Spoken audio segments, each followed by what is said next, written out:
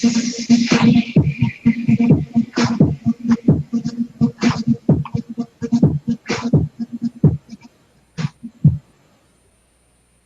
we are live. I hear the background music again. It's all good. I love it. What's up, everyone? Tony Camper here. Welcome to another episode of the Barbell Show. I'm here with my co-host, Larry Carter. As always, what's up, everyone? Tony Camper here to another episode of the Show. I'm here with my co-host, man. As always. I think somebody has it open in their browser. They have the YouTube link. That's not me. Hey, if you have that link open, close that. As always. I think somebody has it open in their browser. They have the YouTube link. That's not. How about now? Are we good? Okay, let's try this again. All right, Tony Camper here. Welcome to the BBL Show. Here with my co-host, Larry Carter. Hey, everybody. All right, so now that we got those technical difficulties out of the way, hopefully that's it for the show. You know us, we usually have something pop up. But anyway, today we have a special guest. He goes by the seven-fingered adaptive powerlifter. Let me introduce our guest, Chris Ruden. What's up, guys? Thank you for having me on the show. Definitely, man. It's a pleasure. I believe I saw you in the group originally. You had posted something, and I was just blown away by your story, man. I appreciate it.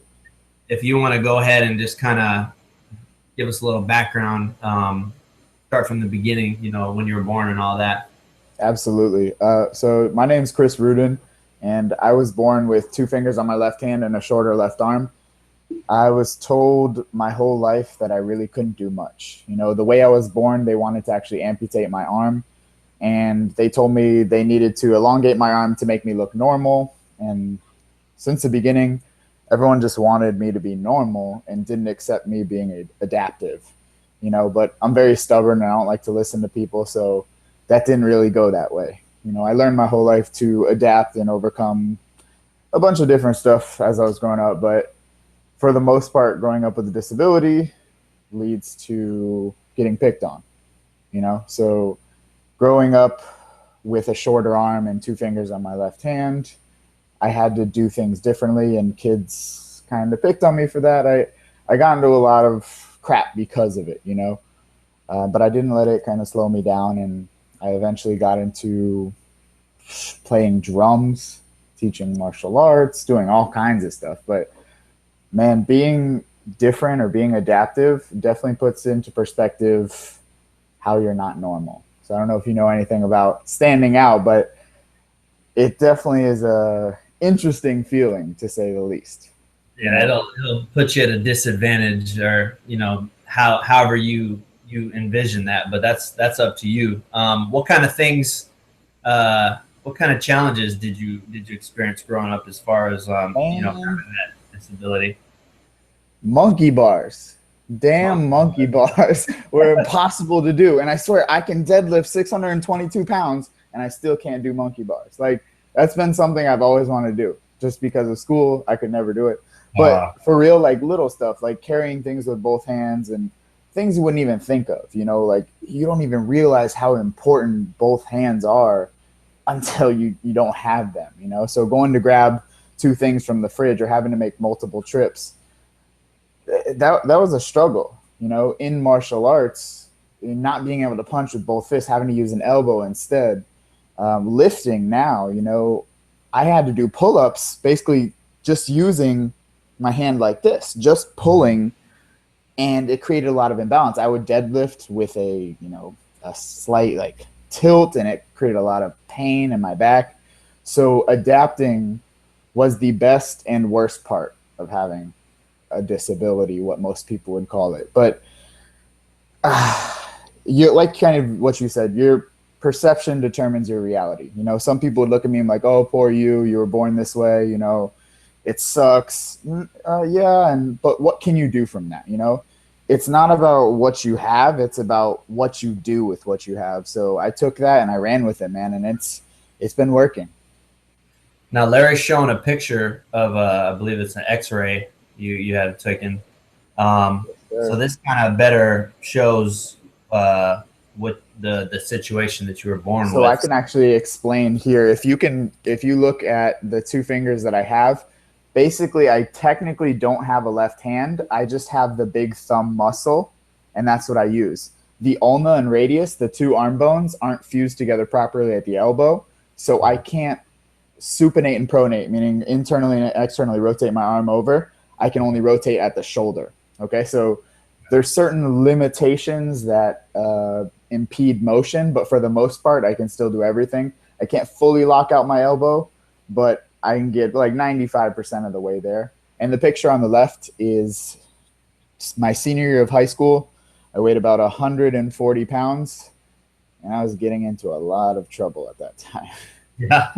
Sound like Yeah. All right, so when you first started growing up, you obviously had to learn to live with your disability, but like you said, you're stubborn and you didn't let that hold you back. So tell me a little bit about how you got into, you mentioned martial arts and some other sports. How did you get into that? So being told your whole life that you have limitations, you're going to take it one of two ways. You're going to believe it or you're not, And I'm the stubborn kid who I became competitive with everyone. Like, even if you're walking next to me, I'm going to walk a little faster. I'm going to compete with you with everything. If you're going to cough and I'm going to cough louder. Like, I got you. No matter what, I'm going to win. And that's just what I did for myself, So I constantly wanted to do things that normal people did, but I wanted to do it better, So I first got into drums, which is why I wear the glove. I ended up sticking a drumstick through the finger hole to make it stay. And wow. I played 4 years on the drum line for my high school. We won a bunch of different competitions. I played in a few bands and cover bands. I got bored with that because I get bored so easily. And then I switched to martial arts. I did a few jiu-jitsu competitions and different karate styles. One was Goju that I competed in. Got bored with that, went into dance, danced at this place called Euphoria Dance Crew. They ended up going to America's Best Dance Crew, but I didn't go with them. But it was fun and all. Breakdancing and stuff or what? Yeah, breakdancing and hip-hop, yeah. Okay. I still do it every time I decide to go out in public and have a drink or something, but yeah, we should have got some video footage of that. Yeah, it gets a little ridiculous. I actually just spoke on a cruise for the charity. So I work with a charity I'll get into a little bit later, but the charity I was working with and speaking on this cruise, there was a competition on the boat, and it was called Mr. Sexy Legs 2016. And I did it, and I won. Oh, nice. So I won for the Norwegian Cruise Line, and everyone was asking me how long I was a male stripper and all this stuff. So it was very interesting.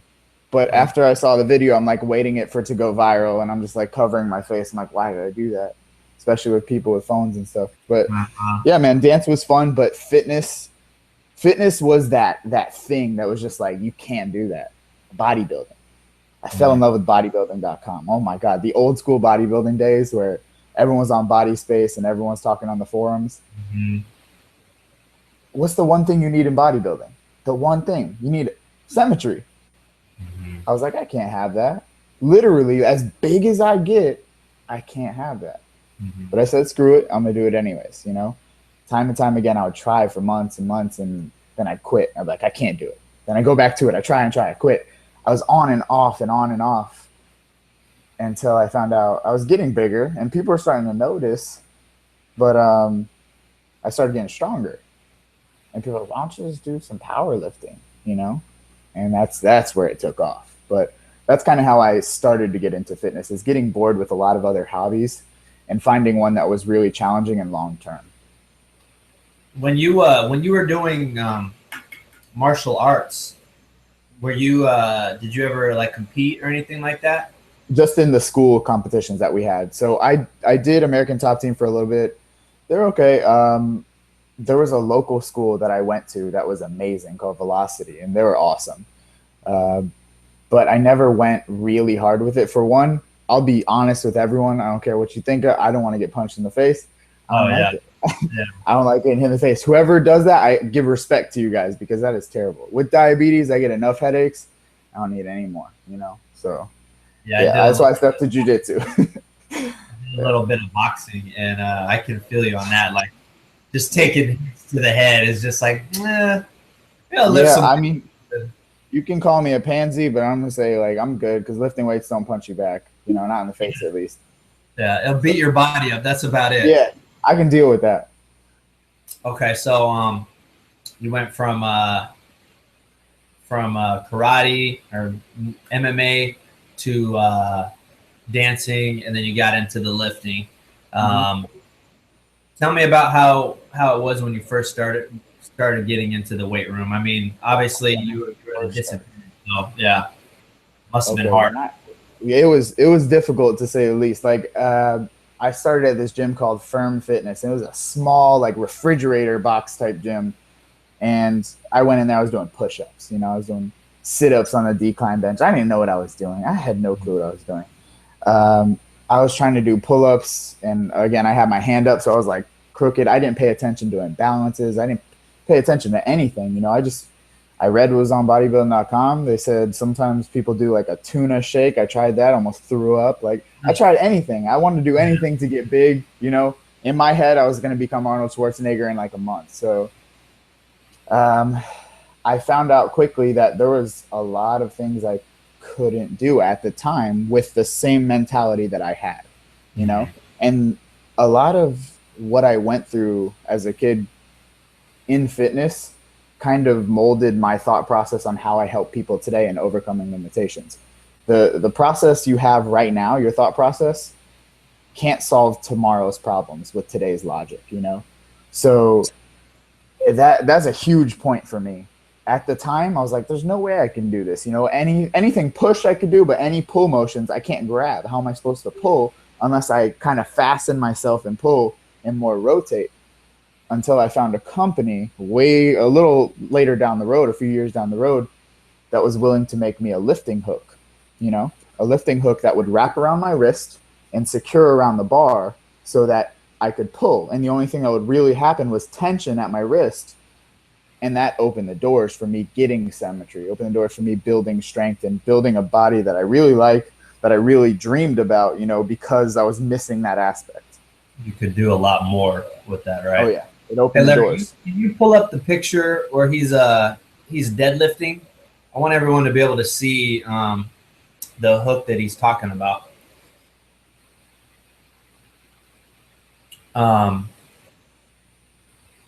You can kind of see it in that one. I think there's one that's like face first. Yeah, see the hook there too. There we go. Right there. Yeah. Okay, so you reached out to these guys, or how'd that come about? So originally, I got one of their hooks, and I still used it, but it didn't account for the deficit in my arm length. I was using it; it was still great, but I couldn't deadlift because it wasn't equal to my right arm in length. So I just said, why not? I messaged them. I was like, hey, guys. I told them my story. I was like, would you mind making me a hook with just 4 inches longer? They said, no problem. They sent it out to me for free. Awesome company. Should mention them, LPG Muscle, because they're amazing. And since then, my deadlift has just gone through the roof. Okay. Nice. LBG Muscle, you said? LPG Muscle. LPG. Big shout out to those guys. All right, so we'll get into the powerlifting aspect now. So you started lifting, fell in love. How did you go from just lifting to powerlifting? I think there's a little segment in there if you want to touch on it before then of when I got diabetes, because that was the life altering kind of thing. Yeah. I was still lifting in high school, getting into college, and I liked fitness. I really did, but it wasn't my life. I was going to school to be a lawyer. That's what I wanted to do. And I was still partying. I fell into drugs hard. You know, a lot of it was depression. A lot of it was hiding from myself, and also just having fun. I didn't have really a life goal at that time, you know? I know all about that. Yeah. Yeah. So without clarity, people lose their way. I will say that. If you don't have clarity, that's probably the issue most people miss in their life, is clarity on what they want to do in life. Definitely. Yeah, 100%. 100%. When I was diagnosed with that type 1 diabetes at 19, that was a big life changer. But growing up with being adaptive or having a different situation, having 2 fingers on my left hand, I learned how to cope with an issue, you know, with a personal issue. Years and years of coping and how to deal with it, how to overcome it. So when diabetes happened, I said, I'm not going to do what I did growing up, you know, just kind of go all over the place. I'm going to take this issue and make it into a positive thing. So sitting in the hospital, I was like, how can I help other people, which will also help myself? You know, you teach best what you need to learn most. So I changed my whole life around. I went to school for exercise science. I ended up graduating with a bachelor's degree in exercise science. I built a training business from the ground up. I went from, you know, just training people for weight loss to helping kids with disabilities, specifically an 11-year-old with cerebral palsy who was told he could never walk straight, and I helped him run on the beach for the first time. Incredible stuff. You know, 85-year-old woman who relapsed from cancer twice. I trained her for about 6 to 8 months, and she wrote a letter to the gym that I was working at the time, and she said, Chris gave me my life back at 85. And that's like those kind of moments. I was like, all right, I found something. You know, I found kind of my passion and my purpose in life is to help people. So that built the training aspect and it ingrained fitness. Like, I know what I'm going to do is involve fitness in my life, you know. Then around the time, that's when I started to make the switch to powerlifting. You know, as I was getting stronger, I wanted to do bodybuilding, but I knew it would take years. It takes so long to build muscle. And for anyone out there who thinks they're just going to pick up some weights and protein shakes, you know, years and years of hard work. I'm sure people come up to you and say, oh, how do you get like that? Or I want to look like you. Years, time, consistency, you know, there's nothing special. I'm sure you would agree. I think you definitely do. I could see you, you know, getting on stage, you know. Next year is the debut for Classic Physique. Yep. Okay. Nice. Nice. April, May is my goal. So that's something that's like really a big mental block for me. So that's why I'm just going to spearhead it and do it next year. I'm gonna like set my goal to it. But powerlifting, I wasn't too sure about it. You know, I was really into bodybuilding. My friend was into powerlifting, my friend Ben, and he was like, just do it, you know, try it.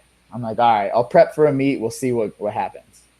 I prepped for the meet. I competed at 181, and I won my class, and I won overall in the powerlifting, in my first powerlifting meet ever. Wow. I was like, how? This is awesome, you know? So I started doing some meets, and I won every meet I did. Against normal people. I'm not competing against, you know, adaptive people. Yeah. Yeah, you know, and for me, it's nothing. People see me lift like, oh my God, you're so inspirational. I'm like, why? I'm like, I was born like this. Like, I just lift. You know, the ground, the bar is on the ground, and I lift it up. Doesn't seem like anything to me, but I guess to other people, it's inspirational and stuff. I just ran with it, man. And recently I broke 4 state records in Texas with a 622-pound deadlift at 181, 535-pound squat at 181, and a 335-pound bench with one hand. So, you know, when I say limitations are self-imposed, it's there. You know, that's the truth. Do we have some footage we can watch? Some of his lifts? Should be on the. I'll pull that up in just a moment. Okay. So yeah, I was gonna ask you as far as because you talked about when you were younger, you know, there was some confidence issues, and you know you struggled a lot. Lifting weights, building your body, seeing your potential, especially with powerlifting, having success there. Did that help with your confidence? Absolutely. So this is 2 parts, because right now I have a bunch of clients. I do online training, and I've built myself to over 50 plus clients online. It's great, but I tell everyone, the day you decide to be confident is the day you become confident. Not the day you build muscle, not the day you get strong, not the day you compete. It's the day you decide to do that. And if it takes you getting muscle to decide that, then cool. But understand confidence is a choice, a hard choice, but a choice. 100%. I am such a big believer in having the ball in my court all the time, meaning my life is my responsibility, not yours. If I get fired from a job, even if it's his fault, it's my fault. It's always in my control because I don't like anyone else having control. That's why I like lifting. It's just me versus the bar. That's it. You know, I lift it or I don't. It's me. I will never put responsibility on someone else when it comes to confidence, depression, anything, success. It's on you, you know? So yes, building muscle and getting strong made me confident, but deciding to be confident made me confident. Yeah, there's a lot of people who have these great physiques, but they're some of the most unconfident people in the world. They have issues. So just lifting or being strong isn't going to do it. Like you said, you gotta be strong up here. So that's 100%. I actually have a small story on that. My first ever client, she was 5'4", 250 pounds. Okay, she was severely obese. And I was like, this is going to be cake. I can definitely get her to lose weight, you know? I got her to lose a lot of weight. But she was more unconfident than she was in the beginning. You know, she was more self-conscious than she was in the beginning. So getting a better body doesn't automatically make you more confident at all. Again, it's the decision, you know? Like you said, people can be physique models and still be at home with that secret depression that they don't want to talk about. So depression is a real thing, and I'm not saying that it isn't, but I am saying you are your biggest advocate to overcome any depression. I totally agree with that. Like where you were talking about growing up and everything like that, and not being confident in yourself and kind of going down the wrong roads growing up. Like after high school, that was kind of me. Like, same thing. Didn't know where I was going, didn't know what direction I was headed in, didn't feel confident about myself whatsoever. And it wasn't until the day I decided to be confident in myself years later that everything turned around. And I'm exactly like you. Like nowadays, you see a lot of victim culture where people want to blame everything that goes wrong with them on everybody else, and they, whether it's supernatural, whether they say it's the devil or anybody that did it. But the issue is the ball is always in your court, because at the end of the day, it's how you react. You could have anything happen to you, but it's how you decide to go about it and how you react to the situation, because you can change around anything. If it's a negative situation, to every negative situation, there's something positive to it. It's up to you to see it, learn from it, and use that as an advantage to help you catapult to the next level. But if you keep saying, oh, it's that person's fault, you rob yourself of your power, and you rob yourself of ever being able to move forward and do something else. And it's so important that you brought that up, because I see that in life. Like even with diabetes, like I got diabetes myself, and it was like same thing. You can either sit back and you can say, my life's over, or it sucks, or you can move forward and say, what can I learn? How can I use this to my benefit? What can I do? Because you can blame, you can say, hey, all of these different environmental variables gave it to me, my parents' genetics, foods, etc. But it really comes back to who you are and how you're going to do it. Do you have grit or do you not have grit? Yeah, man, you touched on so many points.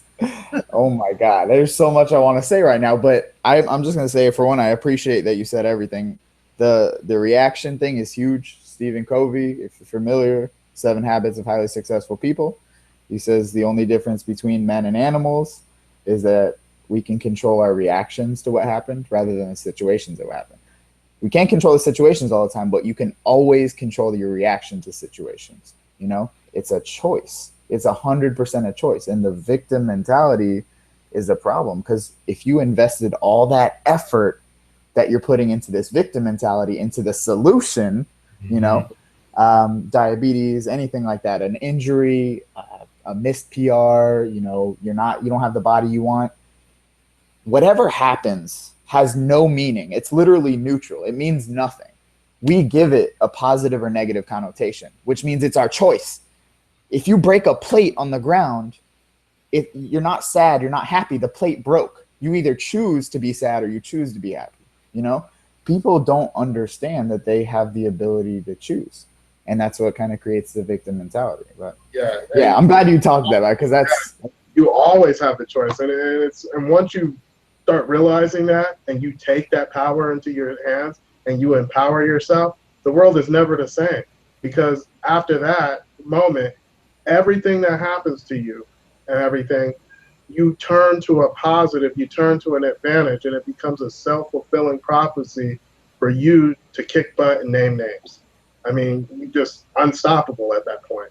I mean, you get to this whole thing of just breaking the rules that anybody sets for you. I love it when people tell me I can't, because I'm going to show you 500 ways why I can do it, and I can do it better than anybody else. Because if you have the inkling and the thought that you can do it, then you have all of the skills necessary. You may have to work up to some of them, but you have everything. You have the talent to do what's necessary to get that done. 100%, bro. What kills me is people spend 12 hours on a video game trying to get past one board, trying every way possible to succeed, but one thing goes wrong in life and they quit. Yep. How in the hell is that gonna, like, if your life was a video game, you'd be boring as hell, you know? How is it that you spend all this time on a damn video game, but you don't spend that time trying to make your life better? Like, that's I'll go off for days. I'm sorry, but or even complaining about it is the biggest one. People complain about it, and they'll put all of that energy in there. And you know, I like when I fell personally, there's a moment where you feel bad about it. Like, it's gonna happen. Yeah, but I always take it and I go, what can I learn from this? And then I go back to the drawing board and I go, okay, this is how I'm going to do it. Just like Thomas Edison, when he didn't make the light bulb, he was like, they were like, how do you feel about failing so many times? He was like, I didn't fail. I just learned that this is one other way not to make a light bulb. Exactly. And that's the way I treat life. There's a good saying that goes, I don't lose. Either I win or I learn. 100%. 100%. You talked about your diabetes. Larry actually got diabetes as well. What type of diabetes do you suffer from? So I have type 1 diabetes. It's a deficiency in the beta cells in my pancreas. They just don't produce insulin at all. So I have to take exogenous insulin. I'm on an insulin pump, usually 24/7. I'm on a little pump vacation right now. It's supposed to be connected to me, but ever since 19, I had diabetes. It doesn't run in my family. There's a lot of misconceptions about diabetes needing to be overweight or unhealthy. Type 1 diabetes is a little different than type 2 diabetes in that it's supposed to be a genetic disorder and it's just a deficiency of the pancreas. So it's made a big impact on my diet for sure. I can't just eat 600 grams of carbs a day and be on that perma-bulk diet, 24/7 bulking, I have to be conscious. But I think that really paved the way for who I am today. I tell everyone diabetes saved my life, because God knows what I'd still be doing if I didn't get diabetes. I'd still be partying, and I've always been like a hustler and entrepreneur. I was in the club promoting business. I did all kinds of stuff. I was always looking for a way to come up and make it in life, But with diabetes, always. But with diabetes, I realized, okay, nutrition has to be on point. I want to understand nutrition, and now that's what I do. I make nutrition programs for people all around the world, and it's pretty awesome. People with lupus, people with anything. I don't treat. I'm not a doctor, and I don't do that. But what I do is I help people get over their own issues, So I don't give people meal plans. That's not what I do. What I do is I help them learn how to eat correctly for themselves so that they can take a concept and apply that for the rest of their life, rather than tell people to eat broccoli and chicken 4 times a day for 12 weeks, Yeah, so 6 meals a day. No, I want people to learn rather than do. Understand. Yes. You're empowering this. Yes, exactly. How did you get into that? So I told myself I would never do nutrition coaching ever because I hate figuring out total daily energy expenditure and basal metabolic rates and non-exercise activity thermogenesis and doing all this stuff for all these people and finding out the thermic effect of food. And now I love it.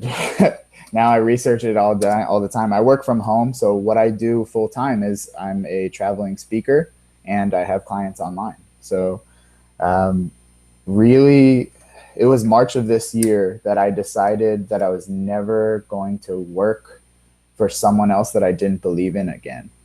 I worked for a gym. I won't name them. I won't badmouth them, but they're a very popular gym. And I did sales for them, and I went really high up, and I made a lot of money. But what we were doing to clients was wrong. We were stringing people along. We weren't helping people. It was very messed up, okay? And I went to my powerlifting competition where I broke the records in Texas, and I said, when I come back, I refuse to go back to that job. So sink or swim mentality. I left with nothing and I made something, you know. I think it was Napoleon who stormed the beaches of Normandy with all the ships, and he burned all the ships down. And they're like, what are you doing? We're going to die. He's like, you're either going to win or you're going to die, you know? So that's how I believe. I'm a big believer that people need pain to push, you know? You got to experience crap to know what good is, you know? So that's what I did. I just forced myself to succeed. Exactly, because we grow through adversity. Like 100%. If there was nothing and everything was, you know, sweet, and you just kicked back and did whatever, there's no reason to compel you to invent anything. There's no reason to compel you to even get better. We start stagnating when we have a comfortable life. And you kind of see that a lot when people get older. They have no reason or nothing really pushing them to move forward. But like when you're young and you're trying to make it in the world, you have all of these different things that are coming against you. So like, you know, like even with me with diabetes, like I got diabetes at 25 and everything. And I didn't know what diabetes really was or anything like that. And, you know, they're like, you have diabetes. So then you get in there and you start kind of researching the way you're eating, because being a broke college student, you know how everybody eats. You know, you eat ramen noodles and whatever that you're eating, and it just leads to you not eating correctly and not doing things correctly. Like at that time, I didn't care about health or anything. I mean, you know, I did work out a little bit, but you know, it wasn't a focal point. It was more like I was into school and the other things that I was doing at that point. So you learn through adversity. When things happen, when roadblocks happen, you have to stand back up, have that resilience to stand back up quickly and then do something, move forward. See, 100% resilience. And that's why I love powerlifting.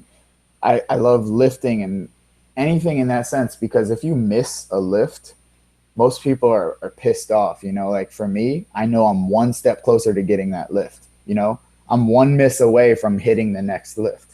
When I missed, I think it was 606 at 2 or 3 competitions before, I missed it by like 3 inches, and I was so close, and like it was the longest fight of my life. I said, when I come back, I'm going to hit that.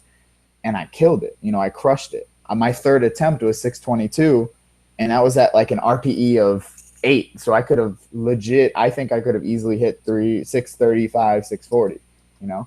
650 is the goal in 7 weeks. My next competition in Miami. It's called Miami Might, and that's actually supporting people with special needs. So it's for a good cause, and it's one of the best events that I'm going to do. I'm really excited for that. Well, keep us posted on that, and we'll post it to the page, and you know, put some hype out there for it. For sure, I appreciate that. You're talking about, you know, special needs and stuff. One thing I think we need to talk about that we haven't talked about yet is the adaptive community. I know you're part of that. Can you touch on that a little bit? Yes, sir. So I work with a nonprofit called I Am Adaptive. I'm one of their main athletes, and they are the coolest people in the world. Legit, they will give their own arm and leg to help other people in the adaptive community. Like, I don't know if you've ever believed in a company so much or believed in a charity so much, but I do so much so that I literally have their logo tattooed on my chest. Nice. So I believe in them to a T. You know, I can't explain what they do for people in the adaptive community, but I've been exposed to people who have it, I'm not going to say worse than me, but they're more adaptive than me, you know. I've met a girl with no limbs whatsoever who dances and sings, you know. A guy with a brachial plexus injury that does obstacle course racing, and it's nuts, man. I see what these other people are doing, and I'm like, man, it's my job to help people, and it's my job to help people who are in similar situations to continue to kill it, you know. So we have so much going on in the adaptive community. We're currently working on an adaptive certification to teach people how to train people with adaptive abilities. It's such a wide variety because you have people with lower limb and upper limb and different conditions, but we're trying to spearhead that so that that information is out there. A lot of the community uses the word disabled and handicapped the wrong way. It's not. To call me disabled is kind of funny to me, you know, especially if I can out deadlift you. That's weird. You can't say I'm disabled. I can say you're disabled, you know. I spelled it wrong. It should be N instead of DIS. Yeah, exactly. So, yeah, man, the adaptive community is huge and growing, and from wounded veterans to people just born adaptive, everyone needs to do something different. But I'm going to say this, you two are adaptive as well. You know, you've had situations where you've had to adapt, where something hurts or something feels weird and you've had to do it differently. You know, maybe carbs affect you differently. Like, everyone adapts. The reason our species is still alive is because we adapt, you know. Adapt or die is such a real slogan, you know. I hate to use this example, but it's all in context. So you see, we've all seen that dog who's missing a leg, and you see him running around and just living his life as happy as can be, doing what all the other dogs do. And I mean, it's the perfect example, you know, like if that dog had the mentality of some people, you know, he would just be laying around and, you know, dragging himself along and being, you know, at a disadvantage. But you see the dog running and doing the same thing all the other dogs are doing. It's a perfect example. That's a great example. We actually know a little bit about the adaptive community. We had a guest on here. His name is Jeremy Ogle. He's out in Arizona. His story is he was on a motorcycle accident and pretty much pulled a bunch of stuff from his arm that left his arm pretty much dead. So he can't use his arm. And that's how he got it. Yeah, he's out in Arizona. His arm's pretty much, he can't use it, so it's really thin. And he usually keeps it in a sling. But we talked a lot about that when he was on the show. And he's big into the community. He goes to a lot of the events, a lot of the stuff like that. So we'll have to get you guys in touch. But yeah, it's an amazing thing. We love the adaptive community. That's awesome. We plan on doing some stuff with them moving forward. But all right, so real quick, I'm just going along. You said you do motivational speaking. So yeah, I speak. I've always wanted to speak, but I was always honest. I was afraid. I love speaking, but I was afraid that people wouldn't want to hear my story. You know, I was afraid that people wouldn't want to hear me talk. I dove in once I quit my job in March, and I've picked up so many gigs since then. It's been amazing. You know, the feedback is incredible, and I just speak from the heart. I speak honest. You know, my goal is to help people. I don't want to perform. I don't want to be seen as a motivational speaker, but I want to help people transform. I want people to be empowered and make a change. You know, motivation comes from within. You know, you can listen to me, you can feel motivated, but the second I turn this computer off, life's gonna set back in. You know, I want you to change. You know, so now I'm working with a few different companies, some major companies that I'm working on deals with in the next few months in the diabetic community, especially, to speak to kids and just be that support that I didn't have. You know, I kept everything in. I was that hard ass who just wanted to, you know, I was like, I got this. I don't have any problems, you know, but people do. Everyone has problems, you know. And if people don't have the clarity, like you said, or if people don't know what to do, I want to help them kind of find that clarity, you know.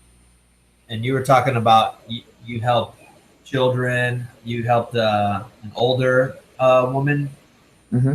So when I was doing my training in person, which was a few years ago, I helped the kid named David, who was 11-year-old with cerebral palsy. He couldn't really walk straight, and he worked with physical therapists. I met his mom at one of the gyms I was working at. She was like, "Could you please help my son?"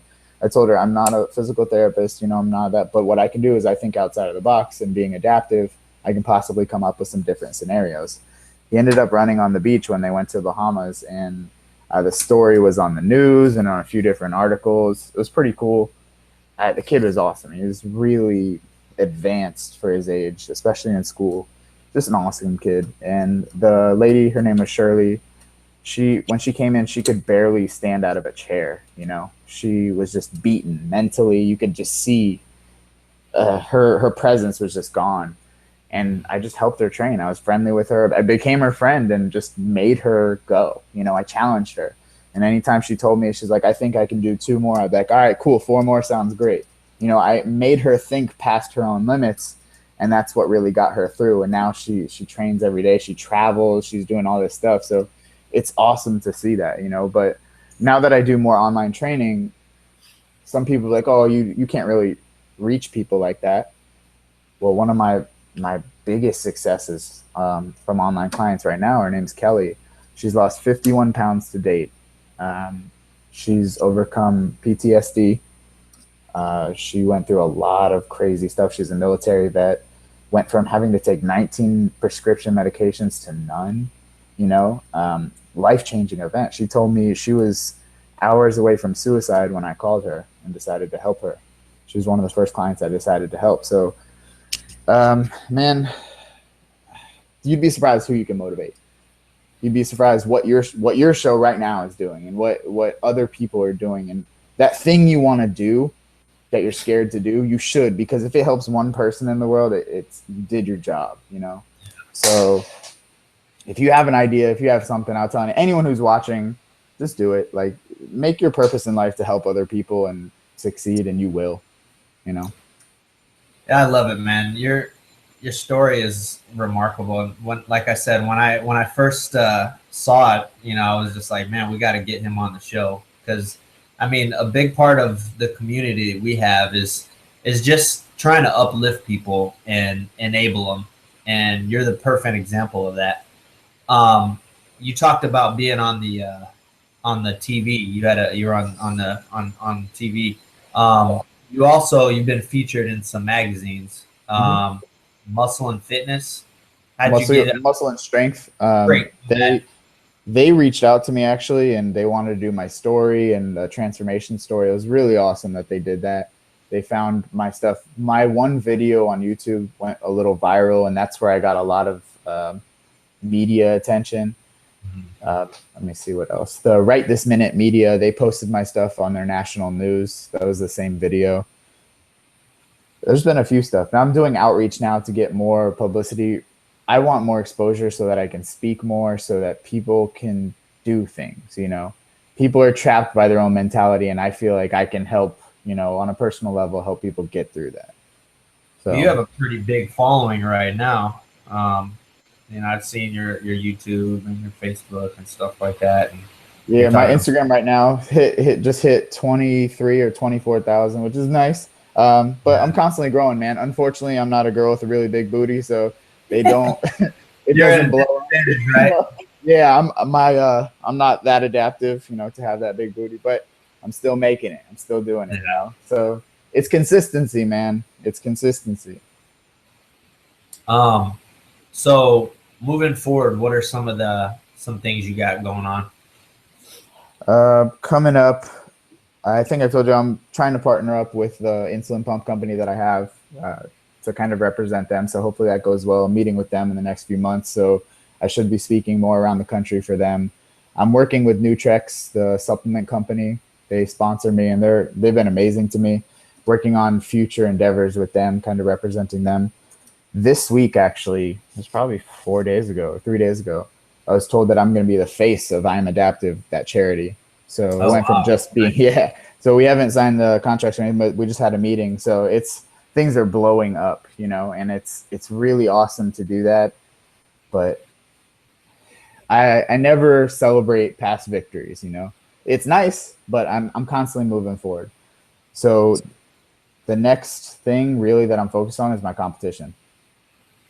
November 5th. Is the bodybuilding or the powerlifting one you're talking about? Powerlifting, yeah. I haven't even thought about the bodybuilding yet. It's coming up, but I'm going to focus on that once this powerlifting is done because I have to diet down. I got a little hefty, so I have about like 15 pounds to 16 pounds to cut. So it won't be bad. I usually compete at 181, yeah. Okay. What numbers you striving for? 550, 650, 340. So 550 squat, 650 deadlift. So that's the goal. That is 100% the goal, and that's a very attainable goal for me right now. So okay. I'm excited, man. I'm excited. Well, keep us in the loop with all that. Absolutely. Anything you're behind, we want to help support, and we have a pretty big community, so more exposure. And I know I want to get you in touch with Jeremy because he's big into the adaptive community. So that would be awesome. Up and make some things happen. But before we wrap up, do you have any shout outs? You want to give any plugs, anything like that? The only ones, my nutrition company, like I said, Nutrex. I Am Adaptive. I do have an ebook out right now. It's called The Art of Losing Body Fat, Starving Yourself Fat. I've done very well with that release. I'm releasing 2 more in the next few months. How do people find that? All through my website, chrisruden.com, or on my Instagram at Chris Ruden. Okay. And just keep up with me. That's all I ask is keep up with me. And if people have questions, write to me. I'm not that guy I have time for everyone. I make time for everyone. Okay. And in the future, what we should do is get on a nutrition podcast and talk some science on what's going on. So I think it could really help some people. Definitely. I'd be down for that because my biggest research right now is nutrition. I'm debating on going back to school for my master's in nutrition, but I think that would be an awesome podcast. I think it would be too, because we've been talking a whole lot more about nutrition and everything. So I definitely think that would be awesome. And we have some other things in the works too that I think would be cool.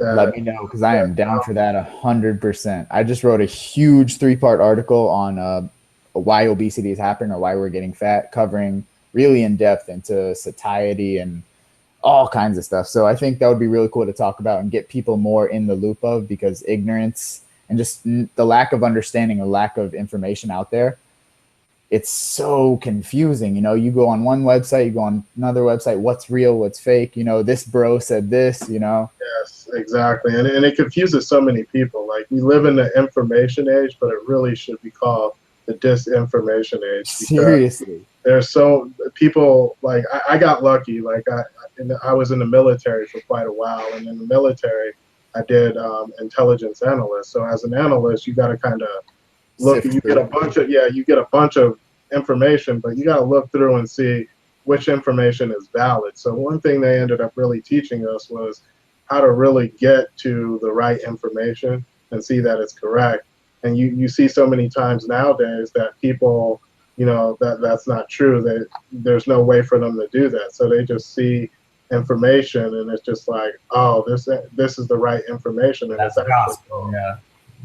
Yeah, 100%, man. I think that would be a very big benefit to the listeners, and it would be a fun topic to say the least. I'm sure people get a little sensitive about nutrition information. If you tell people carbs aren't the devil, people might cry a little, but it would be good information. Yeah, we definitely want to work with you moving forward, do some things. That'd be awesome. Do me a favor and shoot me all the links to the things we've talked about today, and I can post them on the video. So anyone watching this video can check that stuff out on the links below. Absolutely. I'll shoot that over to you now. Well, it's been great having you on the show, man. You've been a great guest. Thank you for having me. I appreciate it. Love hearing your story. Definitely want to get you back on, talk some more moving forward. Larry, you want to take it from here? One moment. Keep talking for a moment. All right. So you got anything else before we wrap up, Chris?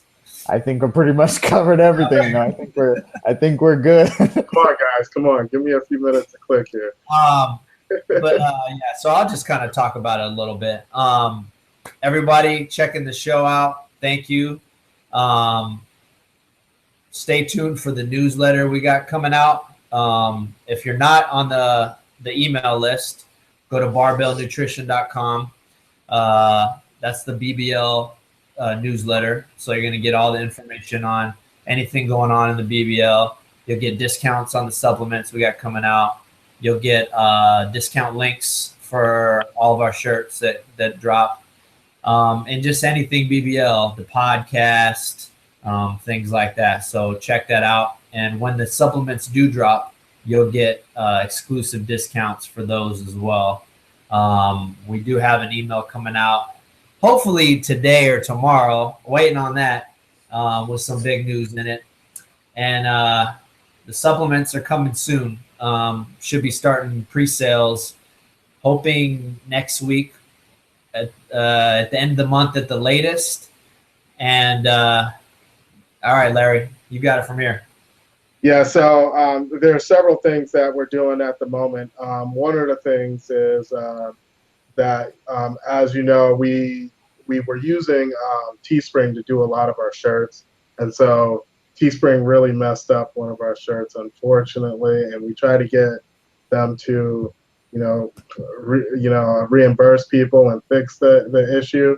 But, we, for whatever reason, I don't know what happened. There was some communication breakdown. So what we're going to do is we're going to try a new shirt vendor to go with. So that's when we'll release the new shirts. And hopefully this one will be a lot better. And being able to get back to us and fulfill our orders like we need until such a point that we start doing them all ourselves. So the other thing that we have here is you guys know about the supplements. Those are coming. Thermite's our fat burner. We have Chain Reaction, our post-workout, which I've been using. And one of the biggest things is the recovery. That has definitely helped a lot. I've noticed after the days that I do use it and the days that I don't, the recovery is a lot better the days that I do use it. And then there's our pre-workout plutonium. So we're excited to get all of these to you and get this out to you guys. So I know you guys have been holding on and waiting. Some of you guys haven't bought supplements waiting. And I promise you we're still waiting on the label company. They got a little bit backed up. So as soon as they get that, we're ready to go, and then we can have everything shipped and out to you guys. So we're very excited about that and want to get that to you guys. All right. Well, thanks again, everyone. Big thanks to Chris. It's been a pleasure, and we'll catch you guys next week. All right, and we'll call it. Have a good one, you guys.